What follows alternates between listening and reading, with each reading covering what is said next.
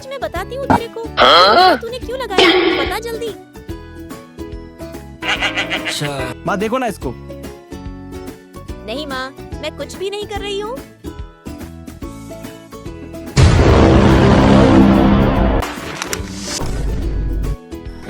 सारे मेरे को दे दिया होमवर्क करने को।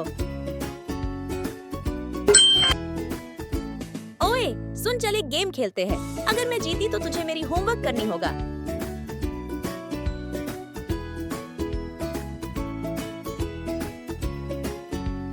ये ले करता रहे, मैं अब चली। वो सुन,